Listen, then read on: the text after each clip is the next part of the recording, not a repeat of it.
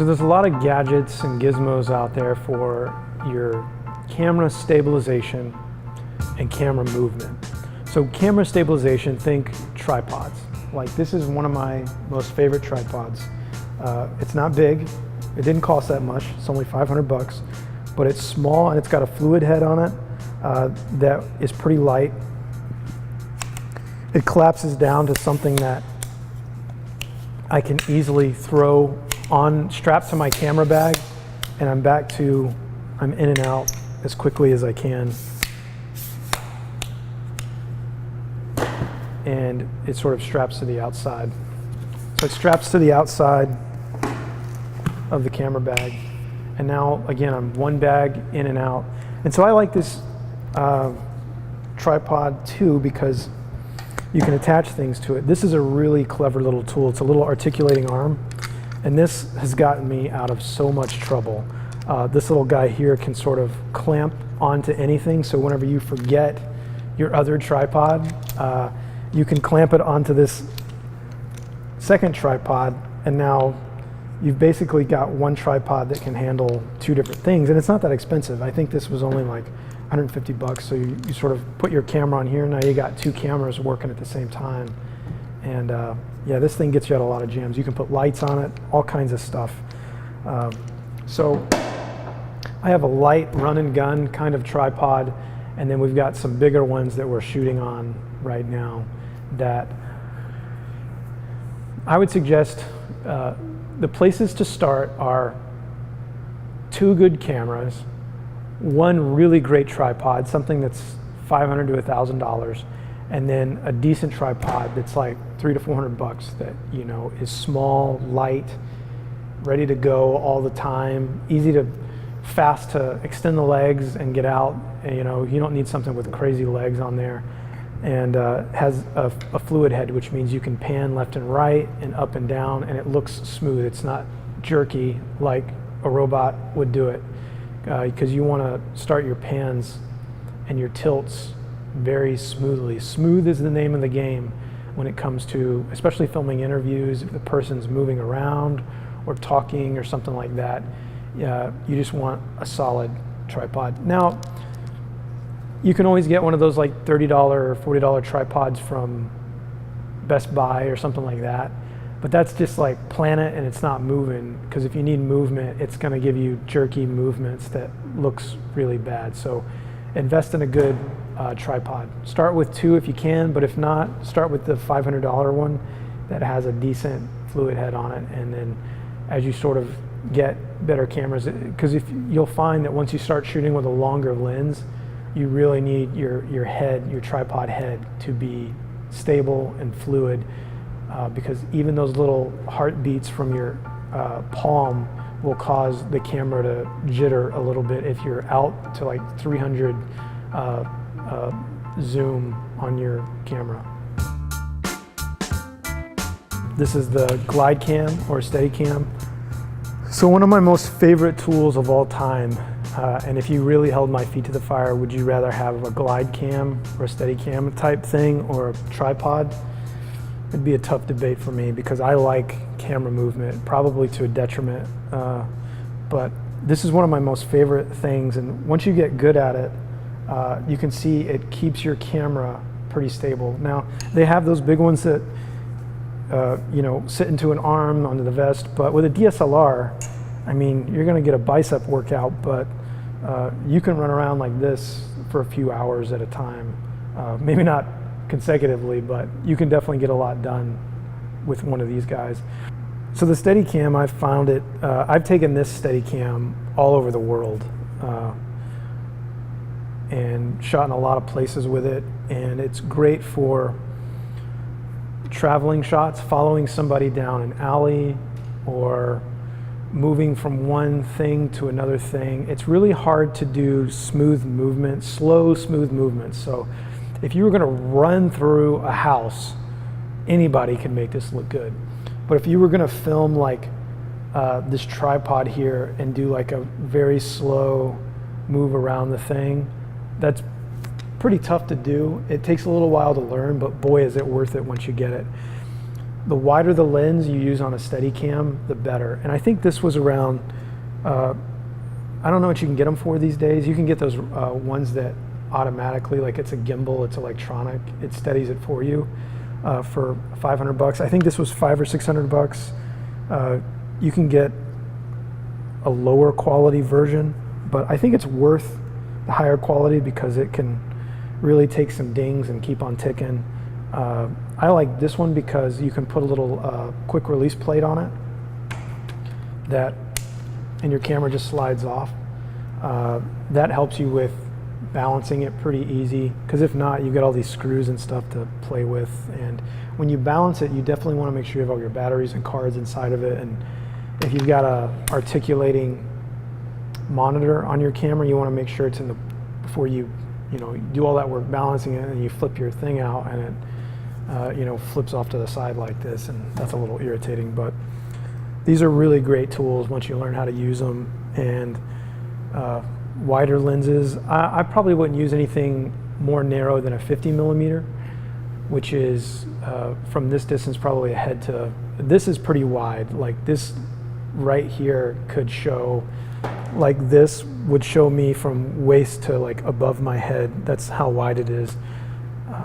But you can go a little wider, and it creates a lot of movement, so you have to be careful not to create too much movement. If you're telling a slow story, this isn't for that. But if you're going out like on a mission field or a mission trip, this is definitely the tool you want to take, because one of the things when you're filming an interview on the fly, you just take this thing and you pull it into your body, and now it's a little more stable. And if you've got a wider lens, so this goes 16 to 35, if you put it on the 35 setting, you can get a pretty good shot out of this thing just by holding it like this. Yeah, so glide cam, totally worth it.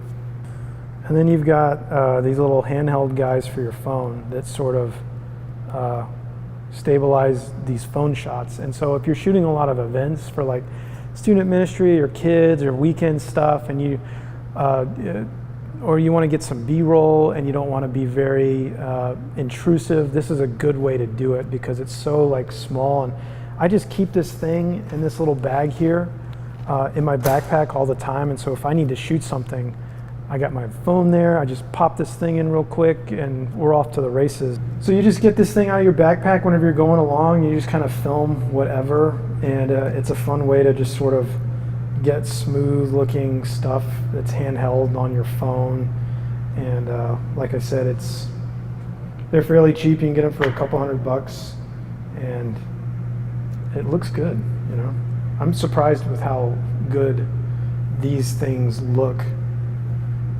So this is a DJI, but you can get all kinds of stuff that, it's freaking out a little bit.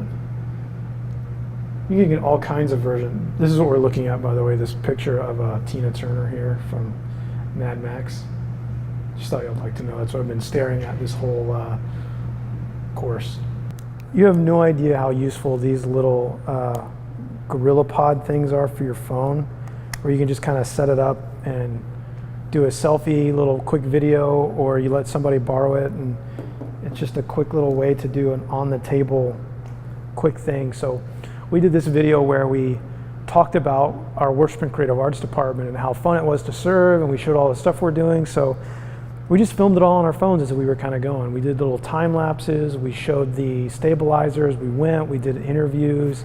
If you got to shoot something really fast and it's not a testimony story, or it's not a promo for a thing, and it's just kind of a play it pre-service or put it on social media, shoot it with your phone. It's so fast, it looks good, and if you get the camera close enough to people these days, it sounds pretty darn good.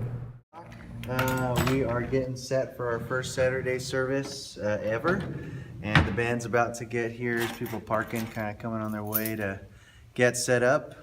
We'll give you a look behind the scenes. Oh, I see. On the Change in there. Okay. Maybe. But this is good for tonight. We're good to go. Troubleshooting. It's good. It's 4 o'clock. We've got an hour and a half finished. Way sooner than anticipated because the team's awesome. Serving at Grace Point is a great idea. Not only does it grow your faith when you do serve, but you're learning new things, and you're sharing with others what you've learned by serving. Aqua, aqua blue. Well, I'll just do by the numbers right there. That way I can read the numbers a whole lot faster. Yes, you can. So this thing over here, the dolly sled, is a fun thing to make, and this is a good place to start if you don't have any money and you want to get something going pretty fast. So all this is you lay down two pieces of PVC. They don't have to be connected or anything, and then this guy sits on top of it and sort of rolls around, and your camera can roll on top of it, kind of like this. So if you've got a smooth surface, you can just plop this thing down anywhere, and you take your tripod and you put it on there, and it creates these really nice, smooth moves on the cheap. So if you don't have a smooth surface, you take two pieces of PVC and you basically create a track out of it. You don't have to connect the PVC, you just lay it on the ground, and it can go on a gravel road in the grass, and this thing will just glide along really smoothly and create those nice, perfect tracking shots. It's kind of like Captain America's shield. So when you're building it, the way I've kind of built it is you get a piece of angle iron, and you can see it's got the holes on both sides. So when you're building it, these are just roller skate wheels. You buy a set of roller skates and you take the wheels off. I mean, it's that easy. You chuck the boot part away and you got these wheels, which for some reason are cheaper than just buying wheels on their own. You just buy the whole set of roller skates. And then I've got this piece of angle iron screwed into a piece of plywood. I mean, it's really that easy, and be sure to put a handle on the thing because there's nowhere to grab it. You cut yourself, and and then you're bleeding all over somebody's house, and you're just trying to shoot an interview real quick. But 15 trips to Home Depot to buy nuts and bolts that you can't do the first time, and you're there. And so again, this is such a cheap way. I think you can build one of these for like if you got some spare parts laying around, I mean, $50, $30, and it just makes dynamite shots. So you put your camera on the dolly sled and you create this neat little dolly shot that's pretty smooth and looks like $1 million, and it cost you 50.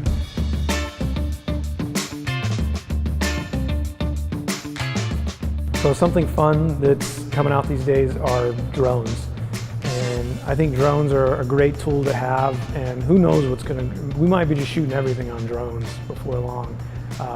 But drones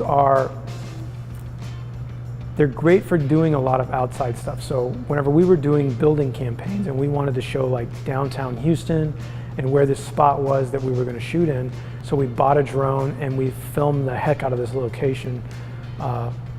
It's great for getting big, wide shots. Like if you're going to go to another country or something like that, taking a drone with you is a good idea, because now you're showing.